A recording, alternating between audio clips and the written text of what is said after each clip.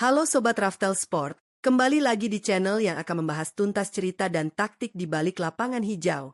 Bulan Juli 2026 menjadi saksi bisu berakhirnya sebuah era keemasan. Di atas lapangan MetLife Stadium, dunia melihat Lionel Messi, sang mega bintang, kapten, dan ruh permainan tim Tango, berjuang dalam laga final Piala Dunia melawan Spanyol. Sayangnya, perjuangan keras itu harus kandas oleh gol tunggal Ferran Torres di babak perpanjangan waktu. Kekalahan 1-0 tersebut tidak hanya meruntuhkan harapan back-to-back juara dunia, tetapi juga memberikan satu kenyataan pahit yang harus diterima seluruh pecinta sepak bola. Era kepemimpinan Lionel Messi di ajang Piala Dunia kemungkinan besar telah usai, mengingat usianya yang akan menginjak 43 tahun pada edisi berikutnya.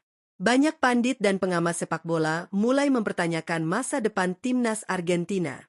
Apakah mereka akan kembali menjadi tim mediocre tanpa sang Mesiah?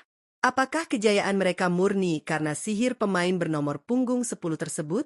Jawabannya, sama sekali tidak. Di video kali ini, Raftel Sport akan membedah secara mendalam mengapa timnas Argentina sangat mungkin juara Piala Dunia 2030 meski tanpa kehadiran Lionel Messi. Pastikan kalian tonton video ini sampai habis agar tidak ketinggalan analisis taktikal dan peta kekuatan sepak bola internasional terbaru. Jangan lupa klik tombol like, subscribe, dan nyalakan lonceng notifikasinya.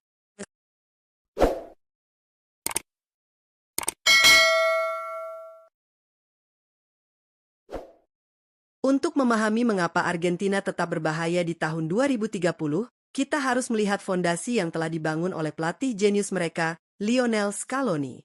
Keberhasilan menjuarai Piala Dunia 2022 di Qatar bukanlah sebuah kebetulan yang terjadi dalam semalam, melainkan hasil dari konstruksi mental dan taktik yang matang. Banyak yang meragukan apakah skuad ini bisa bertahan ketika menghadapi tekanan di Piala Dunia 2026. Namun, Scaloni membuktikan kapasitasnya. Melaju hingga ke partai final Piala Dunia 2026 bukanlah pencapaian sembarangan. Di babak 16 besar mereka menumbangkan Mesir dalam laga sengit 3-2. Di perempat final, Swiss dilibas 3-1. Dan puncaknya di semifinal, mereka menunjukkan mental baja dengan menyingkirkan raksasa Eropa, Inggris, dengan skor 2-1 melalui perlawanan dramatis. Fakta bahwa sistem sepak bola Argentina mampu bersaing di level tertinggi secara konsisten membuktikan satu hal, mereka memiliki mentalitas juara sejati.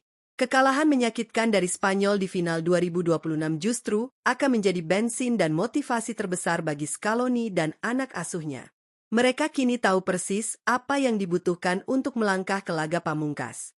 Sistem sudah terbentuk, dan DNA pemenang sudah mengakar kuat di dalam ruang ganti tim Tango.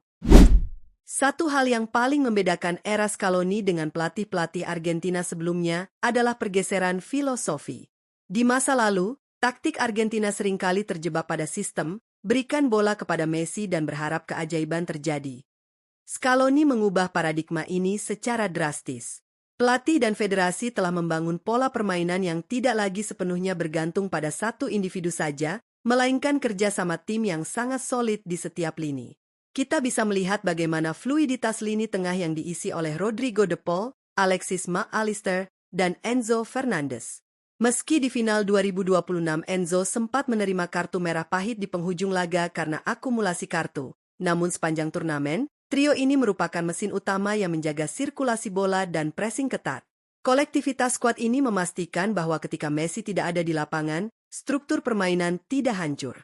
Transisi dari bertahan ke menyerang dilakukan secara sporadis dan melibatkan semua elemen tim.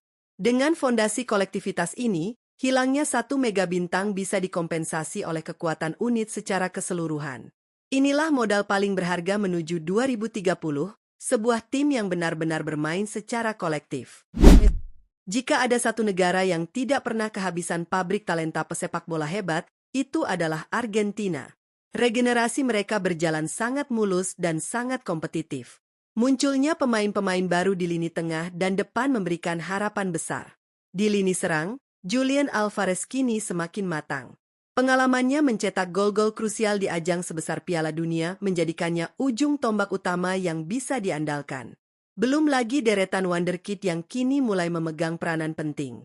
Kita berbicara tentang nama-nama seperti Alejandro Garnacho yang eksplosif di sayap, Nico Paz yang memiliki visi bermain luar biasa, hingga talenta-talenta muda lainnya yang berani mengambil inisiatif serangan. Generasi penerus ini bukanlah pemain yang baru belajar menendang bola di level elit. Mereka adalah bibit unggul yang sudah diuji oleh sistem akademi yang ketat dan persaingan kompetisi tertinggi.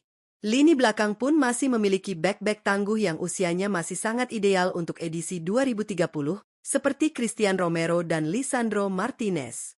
Scaloni memiliki kedalaman skuad yang menakutkan, di mana setiap posisi memiliki setidaknya 2 pelapis dengan kualitas setara. Regenerasi yang kompetitif inilah yang menjamin tim Tango tidak akan kekurangan talenta hebat. Bakat saja tidak cukup untuk memenangkan turnamen terbesar di dunia, dibutuhkan kematangan mental dan taktik. Dan disinilah keunggulan generasi baru Argentina.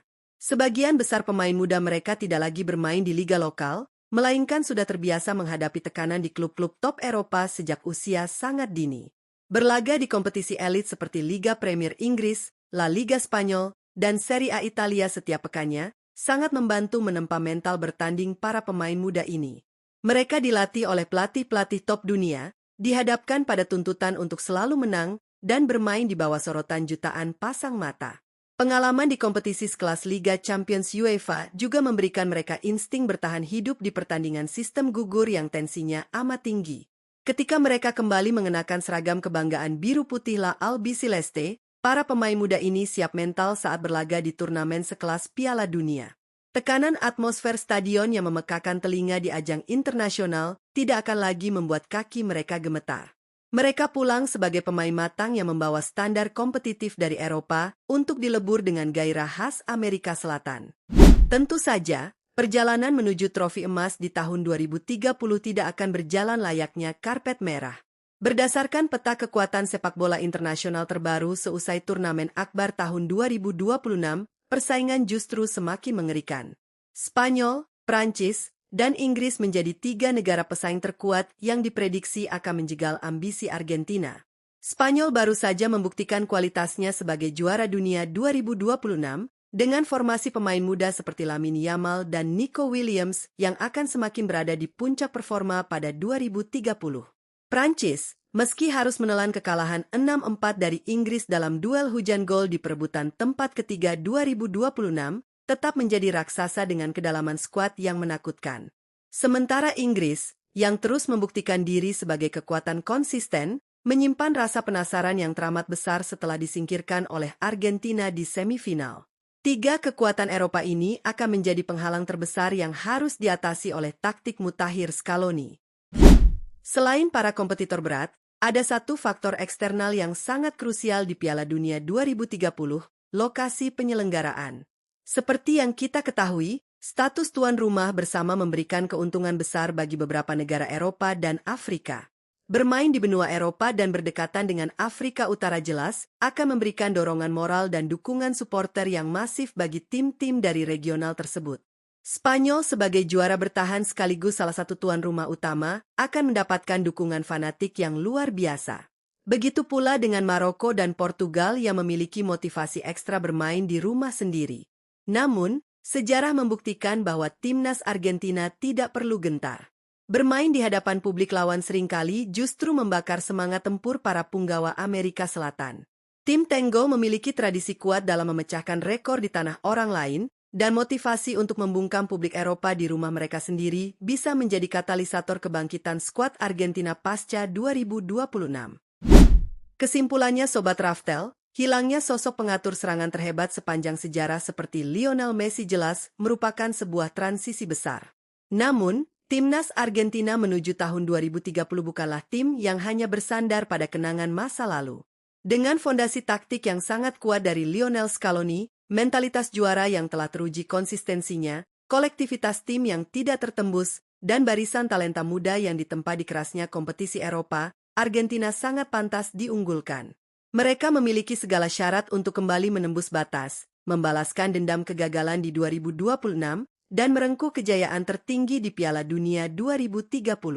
Pertarungan melawan raksasa Eropa seperti Spanyol, Prancis, dan Inggris akan menjadi laga epik, namun tim Tango tidak akan pernah kekurangan talenta dan nyali untuk menaklukkan dunia. Bagaimana menurut kalian? Apakah regenerasi baru Argentina mampu mengangkat trofi bergengsi tersebut di tahun 2030 tanpa magi seorang Messi? Coba tulis prediksi dan pendapat taktik kalian di kolom komentar di bawah. Terima kasih sudah menonton analisis mendalam dari Raftel Sport. Jangan lupa klik like jika kalian menyukai video ini, share ke teman-teman pecinta sepak bola lainnya, dan pastinya subscribe agar kalian tidak ketinggalan video-video menarik seputar dunia olahraga dan sepak bola internasional. Sampai jumpa di video selanjutnya, dan salam olahraga.